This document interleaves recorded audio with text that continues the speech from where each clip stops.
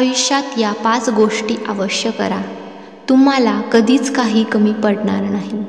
Number 1, आईवडिलांचा आदर करा। आईवडील हे साक्षात आपले दैवत असतात। आईवडिलांमुळेच हे जग आपल्याला पाहायला मिळालेलं असतं। त्यांची सेवा केली म्हणजे भगवंताची सेवा केल्याप्रमाणे मानले जाते। आपल्याला हे उदाहरण माहीतच असेल, भक्त पुंडलिक पापी आणि दृष्ट होता, पण आईवडिलांची सेवा केली, त्याचे सर्व पाप नष्ट झाले। आईवडिलांची सेवा करणे, त्यांचा आदर करणे हे एक प्रकारचे पुण्य मानले जाते। तुम्हाला आयुष्यात तर काहीही मिळेल, पण आईवडील कदापि नाही, म्हणून त्यांचा आदर करणे हे आपलं प्रथम कर्तव्य आहे। तसेच हे एक सुसंस्कारी माणसाचे लक्षण आहे, म्हणून त्यांचा आदर करा। नक्कीच तुमच्या आयुष्यात तुम्हाला काहीच कमी पडणार नाही। नंबर 2, गरजूंना मदत करा।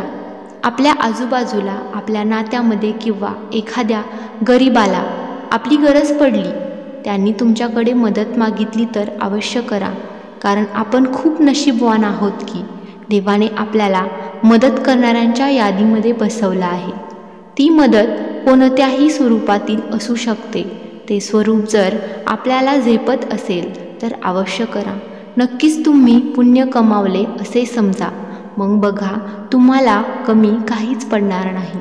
नंबर 3, उपकारांची परतफेड करा। समाजात असा एकही मनुष्य नाही ज्याच्यावर कुणाचे उपकार नाहीत। कोणत्या ना कोणत्या स्वरूपाने प्रत्येक व्यक्तीवर काही ना काही उपकार असतातच। ज्यांनी आपल्यावर उपकार केले त्यांना कधीच विसरू नका।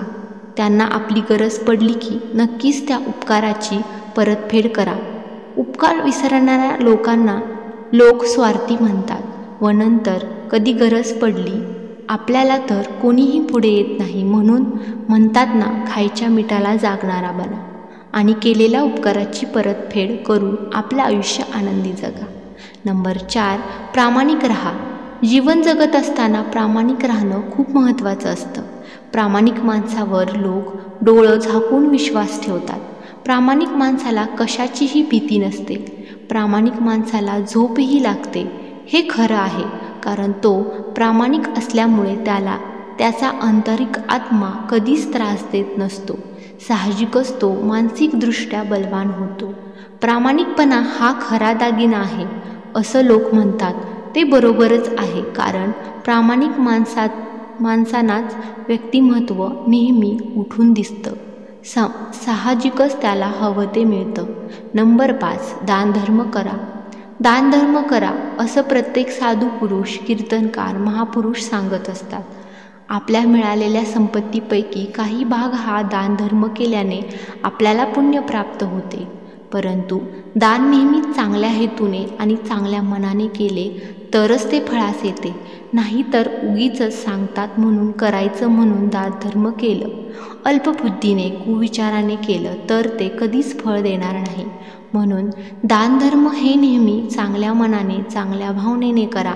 नक्कीच आयुष्यात काहीच कमी पडणार नाही। मित्रांनो, व्हिडिओ आवडल्यास लाईक करा, शेअर करा, तसेच आपल्या चॅनलला सबस्क्राईब करायला पण विसरू नका। धन्यवाद।